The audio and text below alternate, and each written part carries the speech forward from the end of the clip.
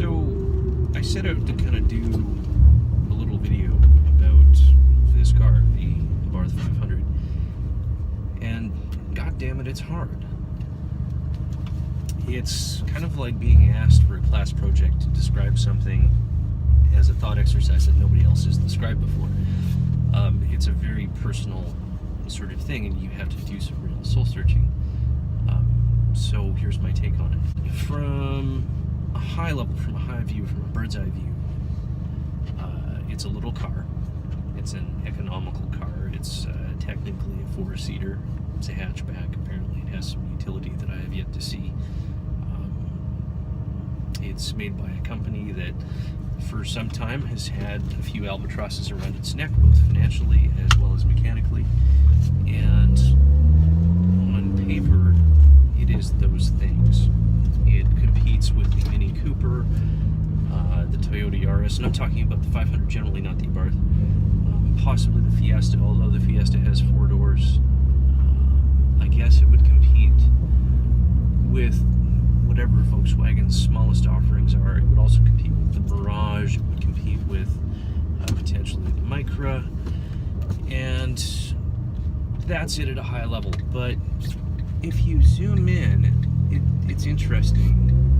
You sort of learn that not everything about the car that has merit or can be described is on the paper that the car comes with. Digging into the emotion of it, this is a car, and the Italians are very good at doing this. This is a car whose negatives are outweighed or at least equaled by a number of positives. And the Italians are especially good at doing this. They can build terrible cars that break all the time, but when they work, they do everything they're supposed to do, and they do it really good. They just don't do it as often as the Japanese or the Germans, which is kind of a shame. And that's one big thing about the Abarth, particularly in the Fiat 500 generally, is that it is an experience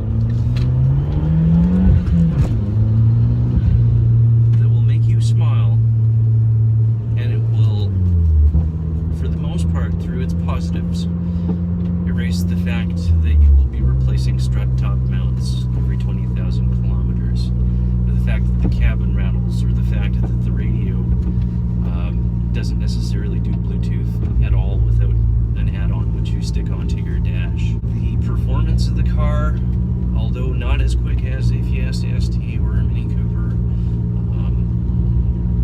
erases the fact that, I don't know, maybe the fuel economy isn't as good as a Mirage or a Yaris. The ergonomics erase the fact that you have basically no usable rear compartment for passengers. This is a car that is about you. It is about being the driver. When you start wailing on this car, it's really interesting. Like, the car disappears, and all that's left is you and the road, and just a very small interface that interprets the road for you. And that's what the Abarth really excels at. It's getting out of the way, with exception to that exhaust note. That is always there, and it's such a huge selling point. I can't even. I just love it. Oh fuck! I'm gonna get T-boned. Oh my god. Okay. It's a car, I think, that avoids the logic of sound purchasing decisions and says, fuck it. You know, go bareback. You know, cheat on your taxes a little bit. It's okay, you're Italian. You know, get a third wife. You can afford it. You know, take small risks.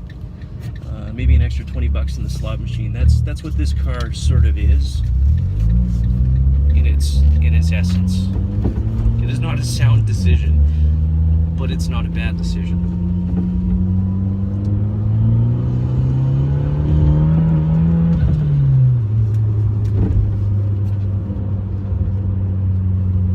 It does that too.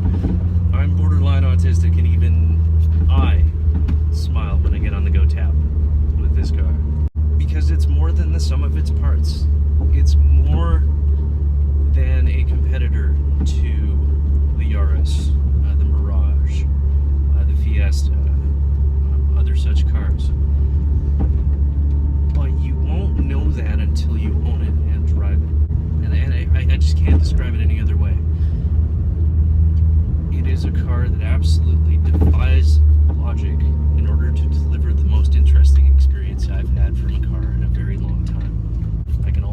wash it for $1 because it's very small. I'm not even kidding, actually. City versus highway, well, I don't know. Is that even worth discussing? 90% of the people who buy this car are never going to go on the highway, and those who do will say, wow, the fuel mileage is awesome. And that's about it. So, to summarize, it's a gift from God that kicks you in the shins every chance it gets in terms of reliability, in terms of everything on paper that says it's worse than every other car. And then you start it. You turn the key. You press sport mode. You hold down ESC until that turns off. And that's the ritual. And it is at that point that you realize you could have bought a Fiesta and probably had maybe a slightly better interior.